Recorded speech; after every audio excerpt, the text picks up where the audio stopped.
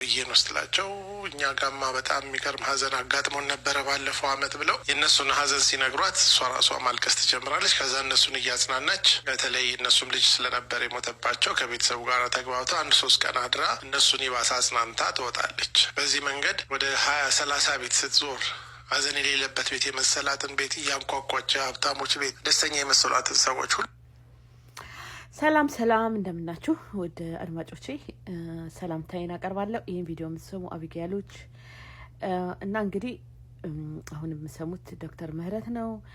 እንግዲህ ስለዚህ ስለ አስተሳሰብ ስለ አመለካከት የሱ ፍልስፍና ክርስቲያን ፍልስፍና እንግዲህ በጣም እንዴት አስፈላጊ እንደሆነ ደግሞ በግሌም እንዴት እንደተጠቀምኩት በሚቀጥለው ላብራራላችሁ እችላለሁ እና ምክንያቱም አሁን እንደምታዩት በጣም ፈጣን የሆነ አይደል እንዴ ትውልዱ ወደዚህ ምንድነው ሞደርኒዝም በቃ ዮጋ ገባችሁ ይሄ አስተሳሰብን የበላይ የማድረግ ገባችሁ ማለት እንዴት ነው የሚገልጡት ሜዲቴሽን ምናምን ያሉ በቃ በራሳቸው እብደት ላይ ነው ያሉት ዓለም ማለት ነው። ደግሞ ሰይጣንም ያግዛቸዋል መገለጡ ላለን ነው የሚሉት ዳ እኛ ግን ክርስቲያኖች ገባችሁ ጥበብ ሲኖራቸው እግዚአብሔርን እንዴት እንደሚገልጡ ይሄን ትውልድ ፖለቲካውን ማህበረሰቡን ምሁራኑን ገባችሁ አጋዥ ነው ማለት ነው ገባችሁ። ስለዚህ ይሄንን የምገልጽበት እንግዲህ ጥበብ እንዲሰጠኝ ደግሞ ጸልያለሁና ለግሌ ግን ለራሴ እንደ ቴራፒ ነው የምወስደው አሁን የዶክተር ምህረት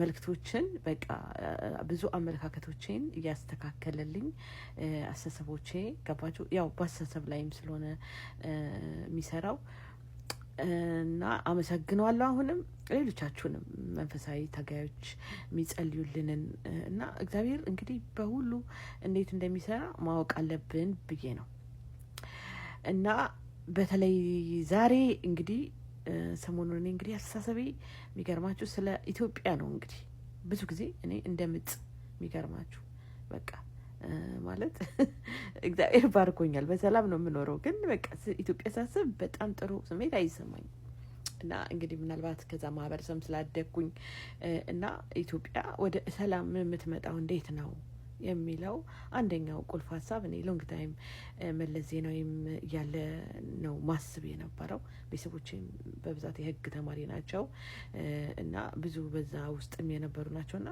በቃ ምርጫ ገባችሁ ምርጫ እንዲያውም አንዴ ልጄ ገና ህፃን ሆኖ እንዴ በጣም ህፃን ልጅ ነበር ገና 4 አመት 5 አመት መለስ ዜናዊ ሊሞት አካባቢ እና እንዴት ይሄን ያህል አመት ቆየ ዲክታተር ነው አለ ገባችሁ ምክንያቱም ያውቃሉ ይሄ ትውልድ ዲክታተር ምንድነው ገና ህፃን ነው እንግዲህ ኢትዮጵያ ውስጥ ኖር የነበረ ለአንድ አመት ምናምን ገርመኛልና ከዛ በኋላ ስለ ምርጫ ደግሞ እኔ ውስጥ ያደገ ነገር አለ ማለት ነው ገባችሁ አንድ ሀገር የምትለወጥበት አንደኛው በር ይሄ ነበረ ፕራይም ሚኒስትሩም ሲመጣ ያው ሽግግሩ እንዲህ ነበረ ፖለቲከኞችም ይሄ አሁን ብዙ ጊዜ በቃ እኛ ብዙ ክርስቲያኖችም የተወሰነ እግዚአብሔር መርጧል ምናምን ሌላ ነው እሱ ለውጥ እና ምንድነው የሚሉት አሜሪካ ነገር አንድ መጽሐፍ ያነበብኩት ዲሞክራሲ የፈጠሩ የመጀመሪያ ሰውዬ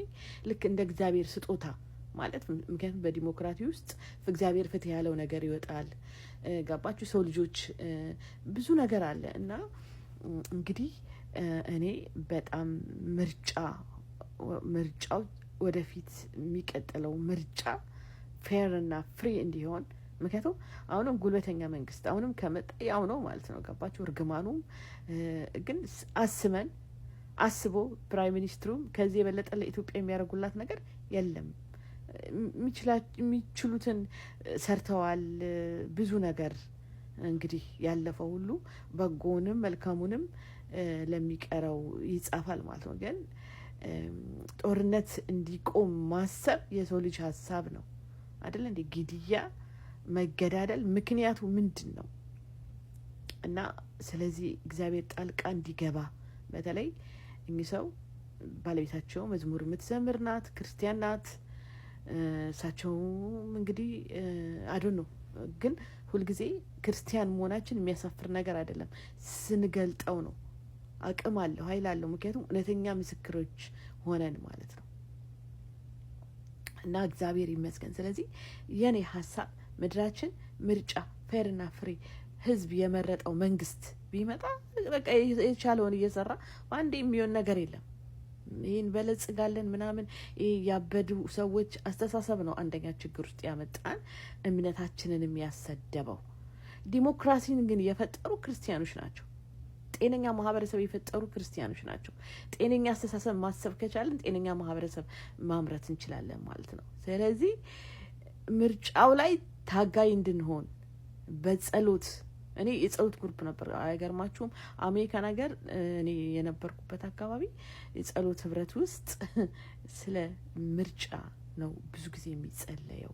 ማንን እንምረጥ፣ በስቴት ውስጥ በዚህ ካውንቲ ውስጥ ምርጫ፣ እነዚህ ትልቅ ምርጫዎች ሁሉ በስነ ስርዓት የሚጸለየው እንደኛ ሰይጣን ውደቅ ምናምን አይደለም፣ ምርጫ ነው። ሀገር ከሌለን እኛ የለንም በቃ። ስለዚህ የሰዎችን ሁሉ አስተሳሰብ መቃወም ሳይሆን ጠንካራው ነገር ነው በቃ። አሁን ለምሳሌ እነ ጃዋር ምናምን ተሰብስበው ጦርነት ይቁም እኛ ነበር ማለት ያለብን፣ ክርስቲያን ነበር ወጥቶ ማለት። እውነት እንምላችሁ ይሄ ምንድነው አስተሳሰባችን አላደገም። እግዚአብሔር ግን በአእምሮ ብስል እንድንሆን ይህንን ዓለም ቀድመነው እንድንሄድ ነው የሚፈልገው። ምክንያቱም የእግዚአብሔር ዓላማ ሰዎች በሰላም እንዲኖሩ ነው። ከሰዎች መውጣት የሚችሉበት መንገድ ደግሞ ክርስቲያን ብቻ ነው። ሰዎችን ከሰይጣናዊና ክፋት ማውጣት የሚችል ክርስቲያን ብቻ ነው። ስለዚህ ዛሬ እኔ በቃ በጌታ በኢየሱስ ስም 10 ደቂቃም ብትሆን መንፈስ ውስጥ ሆኜ ስለ ኢየሩሳሌም ሰላም ጸልያለሁ። ይህ ቃል በእኔ ውስጥ በጣም የከበረ ነው። ሰላምን ለምኑ ስለው በቃ ለብዙ ዘመን ተዋህዶኛል። በቃ እውቀቱ አለኝ፣ መረዳቱ አለኝ። ገባችሁ? በቃ አሁን ደግሞ ስለ ዲሞክራሲ ሳስብ በቃ የሆነ ነገር ፍስስ ይላል በእኔ ላይ።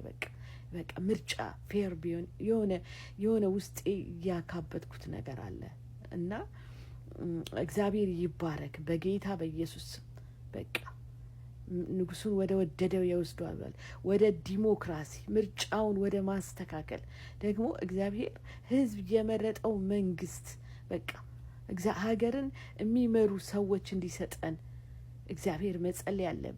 የምናውቃቸው አይደል እንዴ? ሰው አስተሳሰቡ ሲታወቅ ነው አውቀዋለሁ የሚለው። እንደ እንስሳ ነው የምንሄደው እኛ እንደ ሰው ሳይሆን። እና እግዚአብሔር ሆይ ወደዚህ አሻግረን። እግዚአብሔር ሆይ አባ ብለን እንለምንሃለን። እግዚአብሔር ሆይ አንተ እግዚአብሔር የሁሉ ፈጣሪ ነህና ፕራይም ሚኒስተሩን በዚህ እንድትቆጣጠራቸው ጌታ ሆይ ፖለቲከኞችንም እንድትረዳ እግዚአብሔር ሆይ እኛንም እንድትረዳ ኢትዮጵያን ወደ ተሻለ ነገር እንድታመጣ እግዚአብሔር ሆይ ይሄንን አንተ ነህና ማድረግ የምትችለው አንተ ነህና ሁሉን መቆጣጠር የምትችለው በልጅ በኢየሱስ ክርስቶስ ስም ምክንያት ወደ አንተ እናቀርባለን። እግዚአብሔር ክፉን ከልክል። አሁንም ጦርነት ይከልከል። አመጽ በተለያየ መንገድ በሀገሪቷ ላይ አመጽ፣ ጉልበትን፣ የተለያየ ክፋትን የሚያደርጉ ሁሉ እንዲከለከሉ በኢየሱስ ደም፣ በሕፃናት ደም የሚጫወቱትን ሁሉ እንድትከለክል አንተ መካሮችን አስነሳ፣ ጠቢባንን አስነሳ። ጌታና ጻድቅ እግዚአብሔር ደግሞ እንለምንሃለን ስለ ኢየሩሳሌም አሁንም ሰላም ይሁን ለዛች ምድር፣ ለዛ ህዝብ ሰላም እንመኛለን። ዛሬም እግዚአብሔር ሰላምን ለዚች ምድር እንመኛለን በኢየሱስ ክርስቶስ ስም አባ። አሁንም ደግሞ በዚህ በገለጥክልን እግዚአብሔር ሆይ መገለጥ ውስጥ ሆነን ወደ ምድር የምናወርድበትን እግዚአብሔር ሪሶርስ፣ ጥበብ፣ እውቀት እግዚአብሔር በዚህ ጎድቶናል የምንለው እግዚአብሔር ሆይ አባ እርግማን የሆነብንን ነገር ሁሉ ማስተካከል እንድንችል ሰዎች እንድትሰጠን እግዚአብሔር ሆይ መልካምነትን እግዚአብሔር ሆይ እንድታረግ እግዚአብሔር ሆይ መልካሚቷ እጆች እንዲዘረጉ በኢየሱስ ስም እንለምንሃለን። ጌታ ሆይ አሁንም ቤተክርስቲያንን አገልጋዮቻችንን እግዚአብሔር ሆይ የሚያስተምሩንን አሁንም ዶክተር ምህረትን ከዚህ የበለጠ ለሀገራችን ደግሞ እንደዚህ ብዙ ጥበብን ሀገራችንን ወደ ተሻለ ነገር የሚያመጣበት ጥበብ እንድትሰጠው በጌታ ስም ሌሎችንም እግዚአብሔር ሆይ ያላወቅኳቸው ያልሰማዋቸው እግዚአብሔር ሆይ ስለ ሀገራችን ሸክም እንዲኖራቸው በኢየሱስ ስም ለዚህ አንተ በሮች እንድትከፍት እግዚአብሔር ሆይ ፕራይም ሚኒስትሩንም ሌሎችንም ባለስልጣን በመልካምነት እንድትሞላ በኢየሱስ ስም ጸለይን። አባት ሆይ ሰላም ለኢየሩሳሌም ይሁን። አባ እኛንም ባርከን። አሜን።